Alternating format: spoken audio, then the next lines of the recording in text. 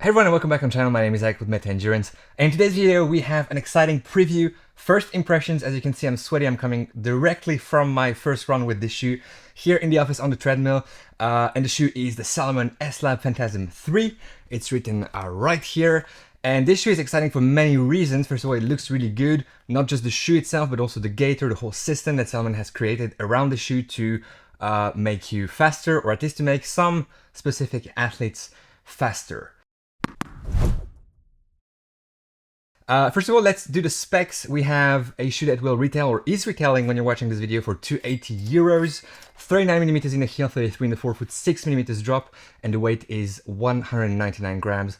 For a men's sample size, UK 8.5, US 9.5, EU 42.5 or 43, with thirds, because this is how Salomon is doing it. For the upper, I suggest that we go to the gym and see how easy it was to put the shoe on with that gaiter, and then I'll be back here to give you some more explanation on how it felt. All right, so like I said, the upper of this shoe is really different. I'll put it on. I never put it on for now. It's brand new, just arrived in the office yesterday. So I'm very curious because that kind of, gaiter is actually on top of a classic tongue, is integrated with a classic tongue. So I'm very curious to see how easy it is to put on and how adjustable it will be. Okay, so it's fairly easy to put on and it's fairly adjustable. You can reach for the top of the lacing system fairly easily. Then you can slide the laces inside. I'm gonna be honest with you, it's not as easy as something similar, which is the light spray system at On, which is much easier to put on, but it doesn't have laces. So this is kind of specific because it has a mix of gaiter, but also laces. Despite the aero gains that I probably will not benefit from because I'm not fast enough, I think it looks quite good. It's gonna be a first impression, so we'll do a few reps. I have my legs that are a bit fatigued, but still, let's try our best to get a first feel of this shoe. Back in the studio, the upper during my run felt actually very good.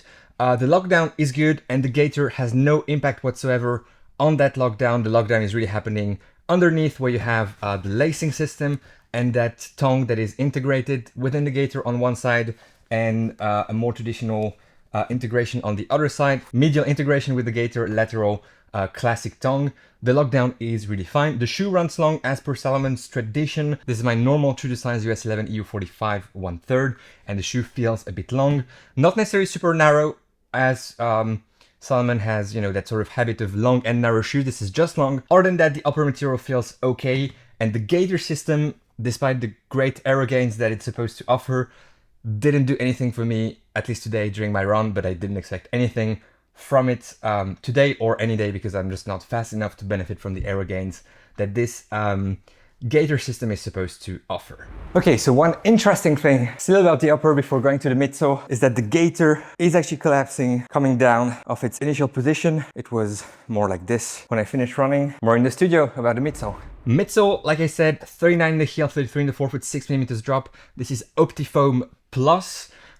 It feels like a blend of PBA and TPU, or PBA and TPE. I'm not sure it's full TPU or full PBA. I would say it's a blend, but I'm not sure.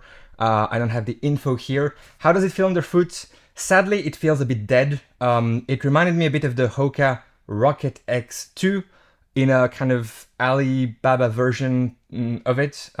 No offense, but just a kind of takedown of that shoe here in this one.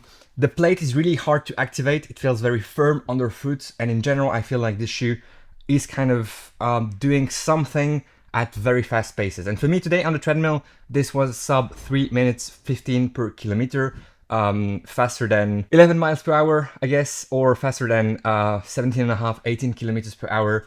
Fast paces that I'm doing maybe on a 5K, but that's pretty much it. I was a bit disappointed by that foam, by that midsole. The geometry is good, but I would have liked something a bit less dense, less stiff, and with a bit more bounce and liveliness to it. Like I said, this is just my first run, first impressions.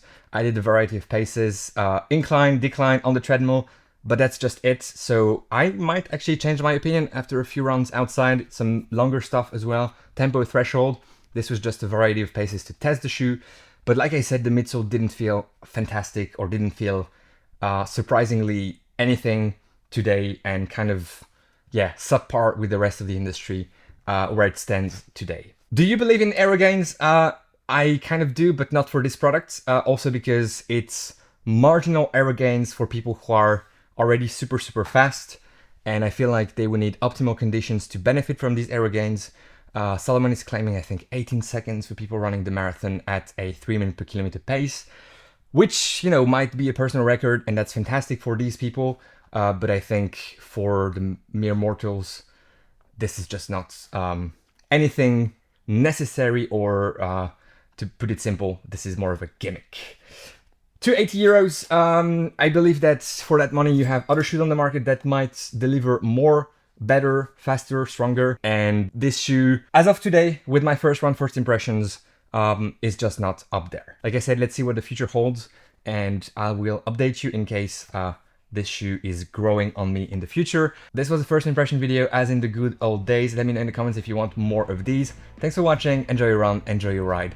Go beyond your limits, and let's link to maybe a tier list video for a change. Thanks for watching.